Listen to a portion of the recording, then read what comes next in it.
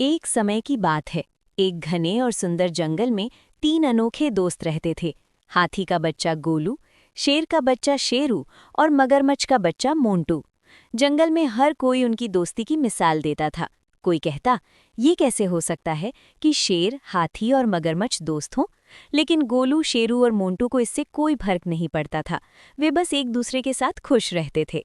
हर सुबह तीनों साथ मिलकर खेलते थे। गोलू अपनी लंबी सूंड से पानी उछालता, शेरू तेज दौड़ लगाता और मोंटू नदी में तैरते हुए करतब दिखाता। तीनों की हंसी पूरे जंगल में गूंजती रहती। एक दिन गोलू ने कहा, चलो आज हम जंगल के उस हिस्से में चलते हैं जहाँ कोई नहीं जाता। शेरू थोड़ा डरते हुए बोला, वहाँ तो बहुत खतरनाक रास्ते हैं। मोंटू मुस्कुराकर बोला, अगर हम तीनों साथ हैं तो डर कैसा। तीनों ने हिम्मत की और नए इलाके की ओर निकल पड़े। रास्ता कठिन था, कहीं ऊंचे ऊंचे पेड़, कहीं फिसलन भरी मिट्टी और कहीं गहरी खाइयाँ। चलते चलते वे एक पुराने पेड़ के पास पहुंचे। अचानक उन्हें हल्की सी आवाज सुनाई दी, बचाओ बचाओ। तीनों ने ध्यान से देखा तो एक छोटा हिरन का बच्चा गड्ढे में गिरा हुआ था। वो बहुत डरा हुआ था और बाहर नहीं निकल पा रहा था। गोलू तुरंत बोला, घबराओ मत, हम तुम्हें बचाएंगे। शेरू ने इधर उधर देखा और कहा, लेकिन ये गड्ढा बहुत गहरा है। मोंटू ने सोचा और बोला, हमें मिलकर काम करना होगा।